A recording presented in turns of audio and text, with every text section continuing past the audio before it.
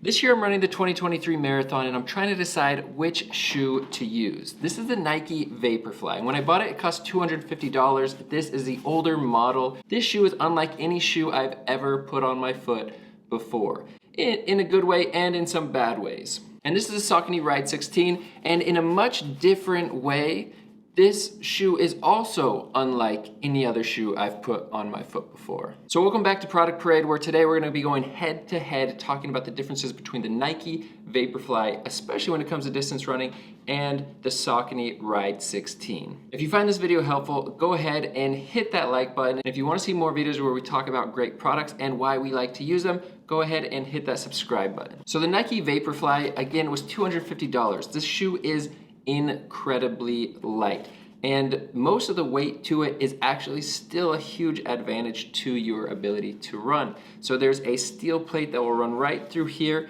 and it acts as a spring, making the front of this shoe kind of stiff, but it acts as a spring as you're running, and it propels you forward. I seriously remember the first time I ever went out on this shoe, and it was crazy. It almost felt like gravity was not working on me the same as it typically does. If you're running with the proper form, it naturally propels you and pushes you forward. And if you're running in heel striking, I actually found this shoe extremely hard to run with because you have to push through that plate and work against a shoe that's working against your natural mechanics. So with this shoe, the technology is primarily in the plate. This is all just a mesh upper. So that makes this shoe super light, super breathable. And the only other notable feature is how your heel stays locked in place with this cushion back here. It is rather comfortable and your foot does not slip.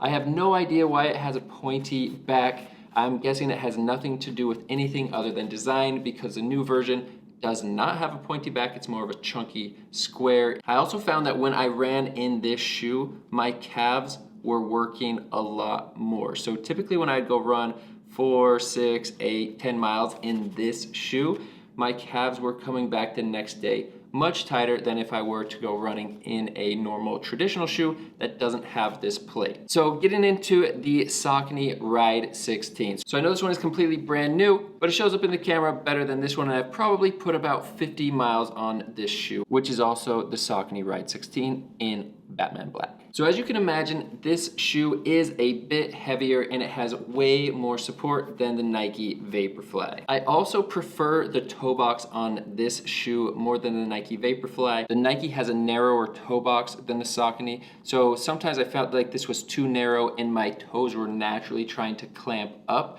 to fit more comfortably in the shoe, where I can keep my foot and toes relaxed throughout the run. This shoe is not as breathable as the Nike, but this is an all mesh upper, and my foot has not gotten too hot in these shoes once, even in the all black pair running in the summer here in New York. Overall, I found that the Saucony Ride 16 is gonna be my shoe of preference for the marathon. Even without the technology that is in the Nike Vaporfly, this is a more comfortable shoe, and I feel less wear and tear on my body after a long run as opposed to the Vaporflies. Another point of note and how I even found out about the Saucony Ride 16 is I went into Feet Fleet and they did a full 3D biometric scan of my feet, letting me know the exact size, which foot is bigger, the differences in the arches between my feet, and the full report was actually super cool. And based on that, they pulled out a variety of different shoes for me to try, including Asics, Hoka, New Balance, Brooks, and of course, Saucony. After taking a few practice laps in the area, trying everything on, despite the fact that I'm actually not a big fan of the design of